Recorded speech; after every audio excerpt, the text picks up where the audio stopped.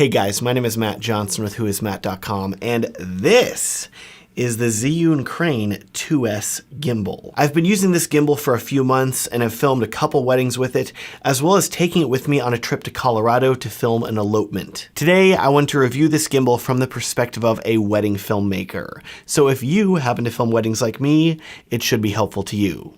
Also, for the sake of ethics, I want you to know that while Zhiyun did send me this gimbal, they are not paying me to make this video, and the first time that they're going to be seeing this video is the same time that you see it whenever I upload it to YouTube. This video does have a sponsor though, my friends at Artlist, but more about them at the end of the video. With that out of the way, I feel like there's really two different types of filmmakers that are considering this gimbal. The first, and possibly smaller group at this point, are filmmakers that have never used an electronic gimbal and are considering picking one up. To those filmmakers, I say welcome. Gimbals are a lot of fun. Almost as much fun as drones, but that's another topic. And if the first group of filmmakers is people that have never used a gimbal, it makes sense that the second group is, of course, filmmakers that already own a gimbal and are considering upgrading to the Crane 2S. Maybe you already own a Crane 2 like me. You've had it for a few years and you're wondering if the 2S is a worthy upgrade. Or maybe you're coming from something like the DJI Ronin S and you're considering the RS2, but its $850 price is a bit steep. So whenever you see the Crane 2S is coming in at $600 or cheaper, you start thinking to yourself, maybe I should save some extra cash. Now, full disclosure right off the bat, I have not used the DJI RS2 yet, so I am not going to be able to do a full comparison between these two gimbals. That said though, it's impossible to ignore the RS2 and its capabilities, so I am going to talk about some differences between these gimbals, but this isn't a hardcore versus video comparing every single difference. Back to the Crane 2S review now. This gimbal is going to be very familiar to you if you are coming from a Crane 2, original Ronin S, or honestly most other camera gimbals. For the past few years, it's felt like Zhiyun was really trying to reinvent the gimbal.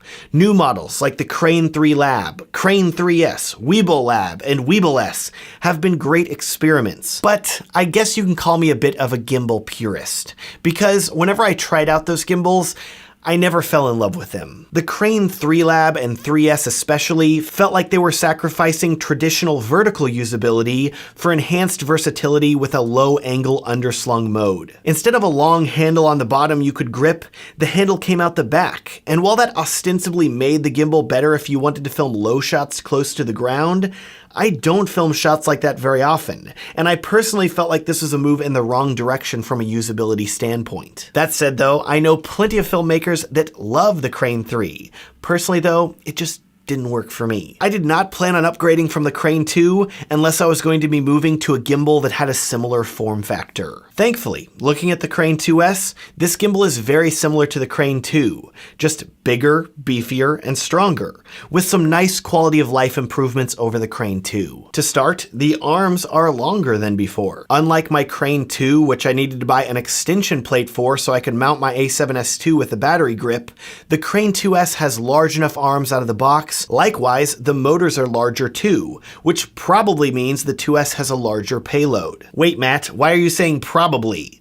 Well, this is where things get a bit weird about the Crane 2S, because I cannot find a payload rating for this gimbal anywhere. In the past, it seems like every company that came out with a new gimbal was screaming in all their marketing material how much weight the motors could handle. The Crane 2 had a 7-pound max payload. The new Ronin RS2 can hold up to 10 pounds.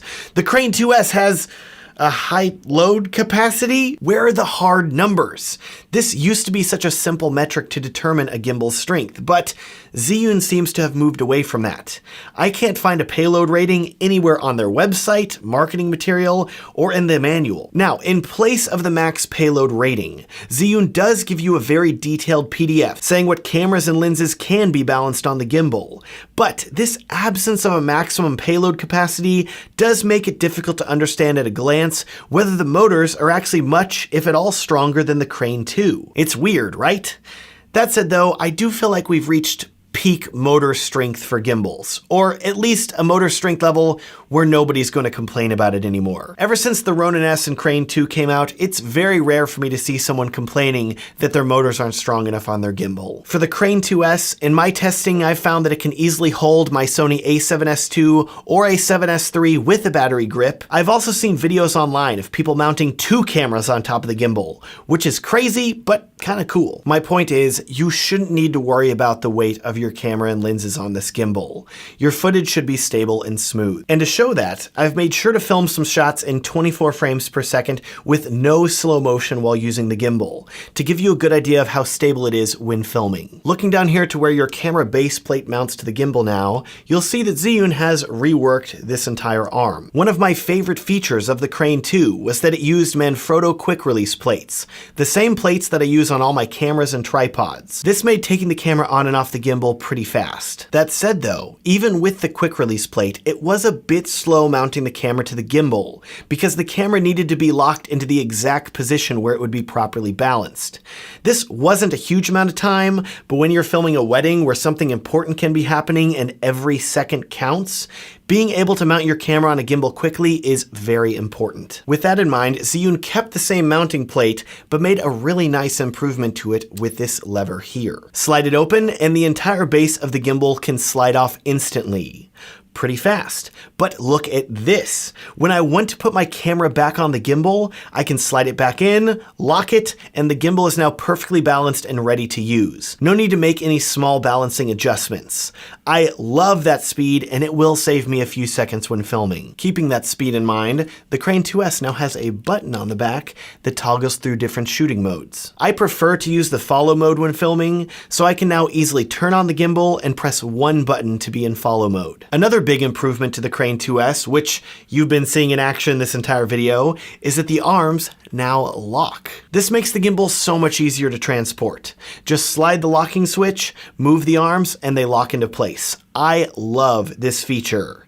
This is also a great benefit whenever you're balancing the gimbal, because you can lock the arms and balance them individually, which greatly speeds up the balancing process. In addition, these feet are also larger and more sturdy than the Crane 2, and I'm less worried about this gimbal falling over, and I don't have to retighten the legs often like I did with the Crane 2. Lastly, one of the most welcome improvements that I found is that the 2S now lets you change motor settings on the gimbal itself using its screen. I'm someone that prefers to lower the panning speed of my gimbals to make them look more organic, and whereas with the Crane 2 I had to pair an iPhone app with the gimbal to change settings over Bluetooth, the 2S does away with all that and allows for easy setting changes on the gimbal, no phone or Bluetooth required. So as you can see, overall there are some nice improvements that the Crane 2S has made over the Crane 2, and there are a lot of new features that I haven't even had the chance to use yet. Things like mounting your camera vertically, which, for me, being a wedding filmmaker, I don't see myself filming a vertical wedding video anytime soon. That is, unless it's some TikTok celebrity wedding, which, hey, that could be cool. There's also Zhiyun's trans-mount image transmission system, a mechanical follow focus, sling grip, lots of cool stuff. But for me, as a wedding filmmaker, like I said, I'm a bit of a gimbal purist. I want a compact, lightweight system that I can carry around all day that isn't going to have a ton of bulk. I don't even want to hook the camera up to the gimbal with cables to be able to start and stop recording, because that's going to make it take even longer to take the camera off and put it back on. In short, the rest of these accessories and add-ons don't really interest me for wedding filmmaking, and I don't know many wedding filmmakers that use a lot of accessories with their gimbals either. And I suppose this is the part of the review where we talk about where I feel that Zhiyun missed the mark with the Crane 2S. See, while many of the upgrades that Zhiyun made to this gimbal are welcome, they aren't exactly what I wanted from this gimbal before this gimbal was announced. If you came up to me and said, Matt, what are the 2 main changes that you want to see in the Crane 2's successor? That's easy. I would have told you I want a gimbal with a slightly smaller hand grip that's easier to hold, and I also want a gimbal that is lighter. Notice that both of these things are very helpful if you are carrying a gimbal around for 12 hours on a wedding day. Looking at the Crane 2S's grip, it's now carbon fiber instead of metal. But looking at the circumference, it's essentially the same as the grip that I used on the Crane 2. The circumference of this grip is at the upper limits that I feel comfortable holding with my average sized hands, especially after using the gimbal for hours. In contrast, having used the Ronin S, I prefer the slimmer, rectangular shape of that gimbal's handle, and I find it easier to hold for an extended period of time. Of course, I understand that the Crane 2S's grip had to be this size to hold the 3 batteries inside it that power the gimbal. And I do greatly appreciate that the gimbal uses replaceable batteries that can be swapped, versus the Ronin, where you have to buy a completely separate grip if you're worried about your batteries dying. But I can't help but wish that Zhiyun had somehow found a way to shave a few millimeters off the circumference of the grip, or put the batteries in a different orientation that allowed it to be thinner. My second major complaint about the Crane 2S is the weight of this gimbal. With my Crane 2, I always wish that it was just a little bit lighter. It'd be easier for me to carry around on a wedding day. Unfortunately, with the Crane 2S, Zhiyun went the opposite direction, and for some reason added almost 2 pounds of weight to this gimbal. Yes, it clocks in at 4.63 pounds. That's 1.83 pounds heavier than my Crane 2, which weighed only 2.76 pounds. This thing is chonky, even with a new carbon fiber grip. I really wanted it to weigh less, not more.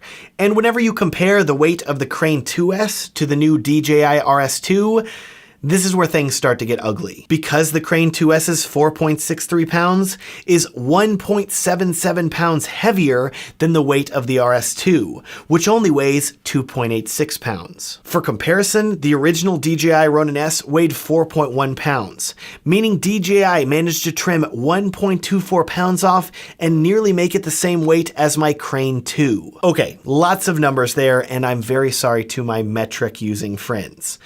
Moving on, let's talk about another annoyance that I have with this gimbal, this joystick. As I said, I prefer to use follow mode, so I rarely use the joystick. But my gripe isn't about the joystick's usability. My gripe is about how fragile it is and how easy it can fall off. This is the same joystick from the Crane 2, and maybe my joystick on this specific Crane 2S is worse than others, but the amount of Google results that come up for Crane 2 replacement joysticks doesn't exactly instill my confidence in that, because this joystick can fall off quite easily. Get a fingernail underneath it, and it pops right off. And what's going to happen is that you're going to be unloading your gimbal from your car, like I was, and you're going to look down on the ground and say, what's that piece of plastic down there? Oh, that's my joystick. I almost drove off and left it. And then I would have no way to adjust the gimbal other than using follow mode. That sucks. Now, Matt, you may be thinking, why aren't you keeping your gimbal in its case so it's protected whenever you're transporting it? Well, that's the next issue that we need to talk about. The case. And I realize this is a bit more of a tangential thing because we're reviewing the gimbal, not its case, but Zhiyun did so well with the case for the Crane 2 that it makes the Crane 2S's case look pitiful in comparison. The Crane 2's case is rigid but has some flex, nice zipper, storage for accessories, and most importantly, I could fit my gimbal inside it fully balanced and ready to go. All I had to do was screw on the feet, slide my camera on, and start filming. In contrast, the case for the Crane 2S is hard foam. It has these cheap plastic locks, and there's no way to keep the gimbal balanced when you pack it up. It feels like a huge regression to go from such a nice case with the Crane 2 to something so mediocre with the Crane 2S. Lastly, let's talk about the arms of this gimbal. And this isn't so much of a con as it is an oddity. The Crane 2S uses a very traditional 90-degree roll motor arm on the back. This is just like the Crane 2, and unlike many of its competitors that have switched to a dropped 45-degree arm. In every single piece of marketing material that I've seen for the Crane 2S, Zhiyun always shows it with this 90-degree roll arm. The website shows a 90-degree arm. In the instruction manual, there's a 90-degree arm. So imagine my surprise when I'm watching fellow YouTuber Dan Watson's video about the Crane 2S, and he has modified his to have a 45-degree arm. This is possible? I had no idea.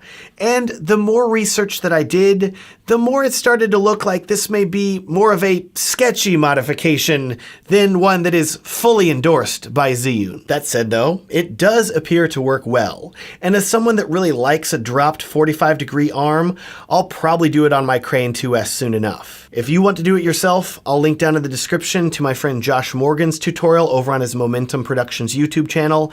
It's not hard to do. Regardless, if this is a sanctioned modification by Zhiyun, I would think that they should be shouting this from the rooftops because it's really cool. I don't know of any other gimbal that lets you change your roll arm angle from 90 to 45 degrees. I think it's a cool selling point. But alas, just like the lack of marketing material for the maximum payload for this gimbal, it's all just a bit weird.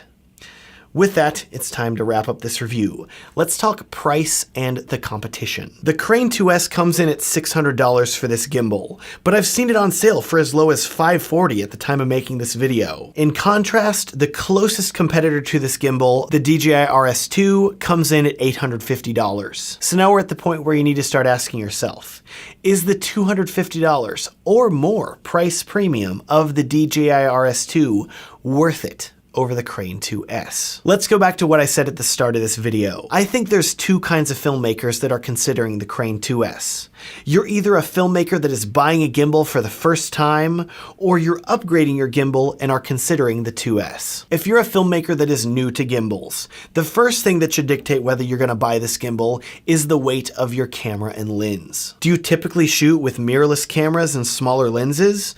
In that case, I think the Crane 2S with its much higher payload capacity, size, and weight is overkill for most smaller camera and lens setups. And I think you would be better served with a more lightweight gimbal like the Zhiyun Weebill S, Moza Air Cross 2, or if you can afford it, the DJI RS2. Now let's say that you are considering upgrading from the Crane 2 to the 2S. In that case, I think you really need to consider if the added benefits of the locking arms, the faster quick release plate that removes the gimbal arm, the ability to change your pan and tilt motor settings on the gimbal, and possibly a sketchy roll motor modification are worth it. Keep in mind that the 2S is going to add nearly 2 pounds of weight over the Crane 2 as well, and you will feel that weight at the end of a wedding day. Personally, while these upgrades are nice, I don't think they're worth spending $600, especially if your Crane 2 is still working well. This puts the Crane 2S in a bit of a weird position because, thinking about it, the only way that I would really recommend this gimbal is if you have a heavier camera, so you need its capabilities, but you also don't have an extra $250 to buy the DJI RS2. But if you have a heavier camera, it's probably more expensive, meaning that you can probably afford the RS2. It just puts the Crane 2S in a weird position. So for me, as a wedding filmmaker that prioritizes having a lightweight camera and gimbal setup, I can't recommend the Crane 2S, either as a standalone purchase or as an upgrade from the Crane 2. It's not a bad gimbal by any means, but most wedding filmmakers don't need its capabilities, the competition is offering something that is lighter and easier to use, and I don't think Zhiyun made upgrades in the right areas for wedding filmmakers. With that, thank you so much for watching this review of the Zhiyun Crane 2S. As I said earlier, this video does have a sponsor, my friends at Artlist. Artlist is one of my favorite sites for licensing music for my YouTube videos, wedding films, basically any video. Any video, Matt? Yes, any video. Because Artlist offers one of the broadest music licenses available for filmmakers, meaning you can use their songs for virtually anything. YouTube videos with monetization and no copyright claims? Check. Wedding films? Yup. Corporate and commercial videos, even videos broadcast on TV around the world, it's all covered under one universal license. And this isn't cheesy, generic sounding music either. With songs like Made to Fall in Love with You by Michael Shines that give you that romantic vibe. I was made to fall in love with you. To Oceanside Love by John Coggins that punch you in the face with awesomeness.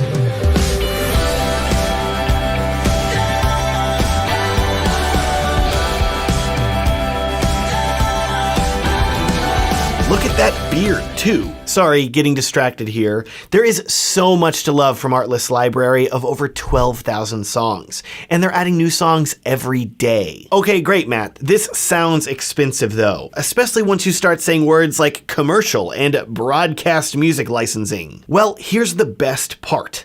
To license and download an unlimited amount of songs from Artlist's library, you can get it for one flat rate of $16.60 per month. That's only $199 per year. Unlimited music with a universal license that you can use for anything for $199 a year.